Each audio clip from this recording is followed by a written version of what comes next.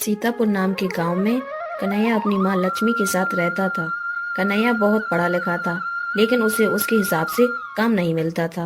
घर का खर्चा चलाना था और माँ के तानों से भी बचना था। इसलिए कन्हैया रोज सुबह घर से निकल जाता था और अपने दोस्त के पास बातें करता था। यार वासु, मैं क्या करूं? मुझे तो अपने गांव में कोई अच्छा काम भी नहीं मिल रहा। मेरी माँ बोल रही है कि मैं एक मिठाई की दुकान पर काम करूं, पर मैंने अपनी माँ को साफ साफ मना कर दिया। पर भाई, क्या बुराई है काम करने में? तुम कर लो ना उस मिठाई की दुकान पर काम।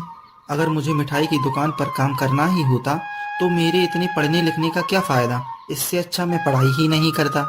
और फिर कन्हैया शाम को घर वापस आ जाता है। 4 दिन हो गए तुझे कहते कि घर में तेल खत्म हो गया, जाकर लिया, लेकिन तू है कि सुनता ही नहीं। सुबह घर से निकल जाता है और शाम को घर वापस आता है। माँ, आपको तो पता है ना कि मैंने सेठ की दुकान पर कितना उधार कर कर रखा है, और वो मुझे उधार देने से अब मना करता है। कभी कभी तो लगता है तुझे पढ़ा लिखा कर मैंने गलती कर दी। अनपढ़ रहता तो कम से कम मेहनत मजदूरी तो करता, कहीं पर काम करके घर में 2 पैसे तो लाता। हाँ, तो नहीं पढ़ाती ना मुझे। आप मुझे सुना क्यों रही हो? एक तो मैं शहर जाकर रोज नौकरी के लिए लोगों से गुजारिश करता हूँ, लेकिन मेरे पढ़ने लिखने का क्या फायदा जब मुझे मिठाई की दुकान पर काम करना पड़े। जिसे पैसे कमाने होते हैं वो ये नहीं देखता कि काम कैसा है, वो तो काम करता है और पैसे कमाता है। तेरी तरह बहाने नहीं बनाता, और तुझे तो अपनी माँ पर भी तरस नहीं आता। लक्ष्मी कन्हैया को ताने मार ही रही होती है कि तभी वहाँ सेठ आ जाता है। अरे लक्ष्मी, और कितना पैसा उधार करोगी मेरी दुकान पर? तुम्हें उधार देकर मेरी दुकान बंद होने पर आ गई है। और कन्हैया, तू कब देगा मेरे पैसे? जल्द ही मुझे कोई काम मिल जाएगा तो मैं आपकी उधारी दे दूंगा, पर तुम मेरी माँ से ऐसे बात मत करो। बोल तो ऐसे रहा है जैसे तुझे कल ही काम मिल जाएगा। ना जाने कितने दिनों से काम ढूंढ रहा है, पर तुझे कोई काम पर नहीं रख रहा। पता नहीं किस बात का घमंड है तुझे। हुनर तो है नहीं, पता नहीं अपनी माँ का ध्यान कैसे रखेगा। कह तो रहा हूँ ना, दे दूंगा। कितने दिनों से तो कह रहा है कि दे दूंगा, पता नहीं कब देगा। कब तक ऐसे ही बेरोजगार बैठेगा? इतना कहकर सेठ वहाँ से चला जाता है।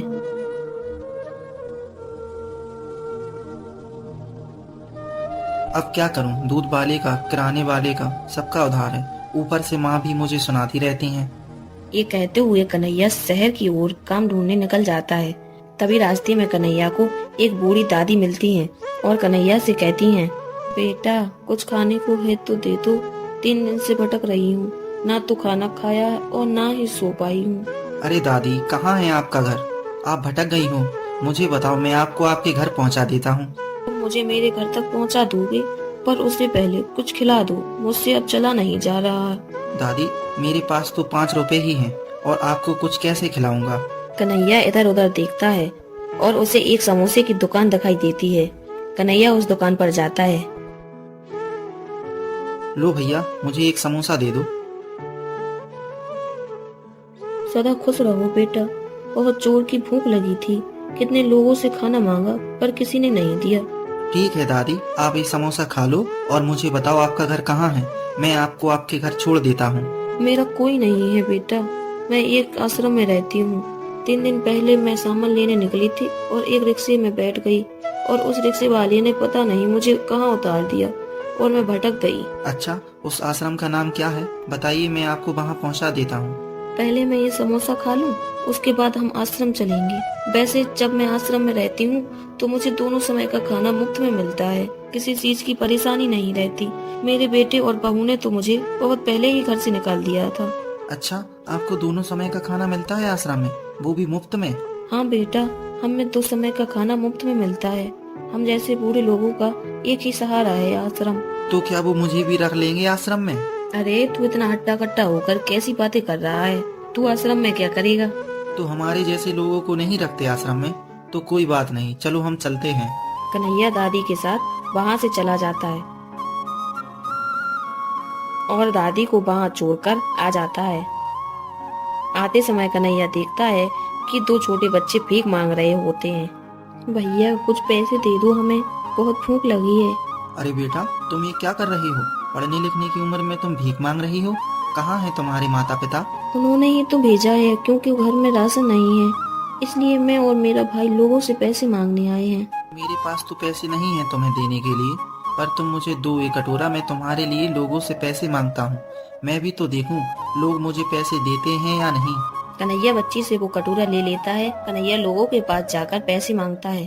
अरे भैया कुछ पैसे दे दो, सुबह से कुछ नहीं खाया, बहुत भूख लगी है।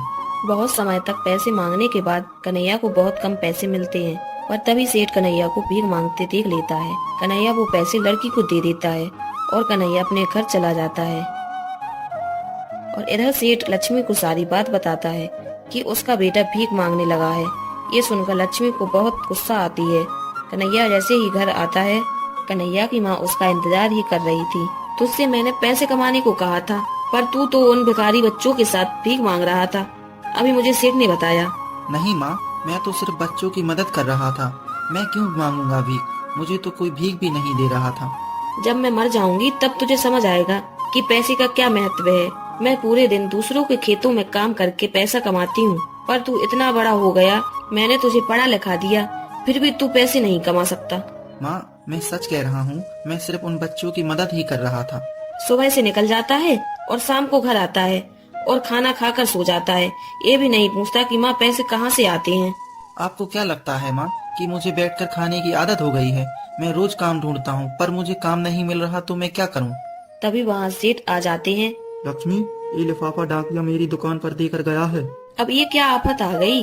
जैसे ही कन्हैया ने वो लिफाफा खोलकर देखा तो वह बहुत खुश हो जाता है। अरे माँ, मुझे नौकरी मिल गई और मेरी सैलरी है 20,000 रुपए महीने।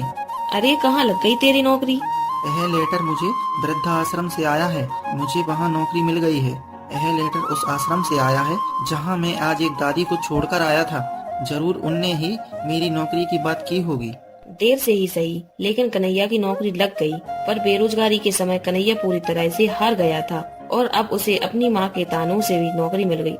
आपको हमारी कहानी कैसी लगी कमेंट करके जरूर बताएं और ऐसी कहानी देखने के लिए हमारे चैनल को सब्सक्राइब करें।